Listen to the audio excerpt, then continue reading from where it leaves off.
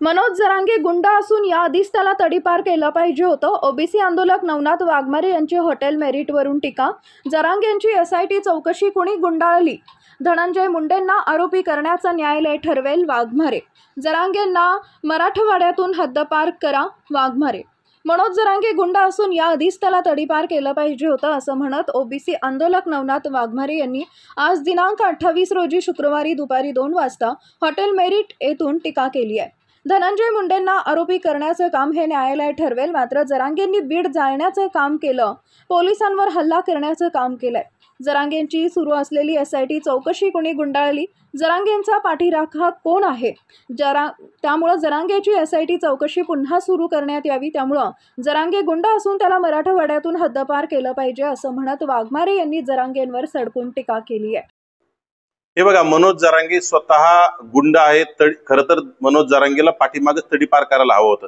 मनोज जरांगेवर यापूर्वीच विधानसभा अध्यक्षांनी एसआयटीची लागू केली होती, परंतु ती एसआयटी नेमकी कोणी गुंडाळली आणि एसआयटी गुंडाळण्यासाठी कोणाचे आशीर्वाद आहेत, कोण जरांगेला पाठीशी घालतं, हे आज तपासण्याची गरज आहे. खरं तर ते धनंजय मुंडे यांना आरोपी करणं हे तपासाचा भाग आहे. त्यासाठी गृह विभाग आणि न्यायालय ठरवल. धनंजय मुंडे दोषी असतील तर त्यांच्यावर कारवाई होईल, परंतु जरांगे अगोदरच दोषी आहे. जरांगेने बीड जाळण्याचं काम केलं, राज्यामध्ये अनेक लोकांवर हल्ले करण्याचं काम केलं. जरांगेच्या झुंडशाहीनं आंतरवाली सराटीमध्ये 100 पेक्षा जास्त पोलीस कर्मचारी अधिकाऱ्यावर हल्ला केलाय. यामध्ये जरांगेची एसआयटी एसआयटी लागली होती, परंतु ती गुंडाळण्यात आलेली आहे. परंतु ती आता तात्काळ एसआयटीची चौकशी झाली पाहिजे आणि जरांगेला तात्काळ या मराठवाड्यातून हद्दपार करून पश्चिम महाराष्ट्रात अगदी बारामतीच्या काकाला दत्तक देऊन टाकलं पाहिजे. कारण तो बारामतीच्या काकाचा अतिशय लाडका आहे, रोहित पवारांचा लाडका आहे. कारण रोहित पवारांच्या आशीर्वादानं जे सगळ्या गोष्टी जरांगेने, रोहित पवार असेल, त्यांचे तत्कालीन स्थानिक आमदार असतील, यांच्या आशीर्वादाने हे सगळं आंदोलन त्यांनी सुरू केलं होतं. त्यामुळे जरांगेला तात्काळ जरांगीच्या मुसक्या आवळल्या पाहिजे. जरांगेला तमरात लाद घालून या मराठवाड्याच्या बाहेर त्या काकाकडे बारामतीच्या काकाकडे पाठवण्याचं काम पोलीस प्रशासनाने केलं पाहिजे. प्रशांत कोरटकर यांचे वकील जे आहेत ॲडव्होकेट स्वरूप यांनी जी आहे मागणी केलेली आहे की पोलीस कोठडीची मागणी. हे बघा, प्रशांत कोरटकरांनी अतिशय छत्रपती शिवरायांचा, संभाजी महाराजांचा अपमान केलाय. प्रशांत कोरटकरांना का नकोय पोलीस कोठडी?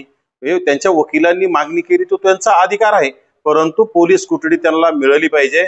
आणि कुठंतरी काही निमित्त सांगून पोलीस कोठडी नकोय म्हणणं हे अत्यंत चुकीचं आहे. ज्यांनी गुन्हा केलाय त्यांना न्यायालय ठरवेल ना पोलीस कोठडी द्यायची का न्यायालयीन कोठडी द्यायची, हे अधिकार न्यायालयाला आहेत.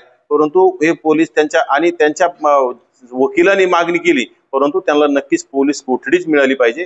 कारण प्रशांत कोरटकरांनी अतिशय चुकीचं काम केलंय, त्यांना शिक्षा झाली पाहिजे.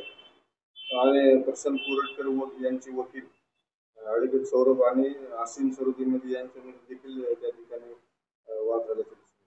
आसिफ सरोदे ज्येष्ठ वकील आहेत आणि प्रशांत कोरटकरांचे वकील, मला तर वाटतं त्यांचा ते वैयक्तिक वाद असू शकतो. त्यांचे काही जुने वाद वर याच्यात आल्यासारखे दिसतात.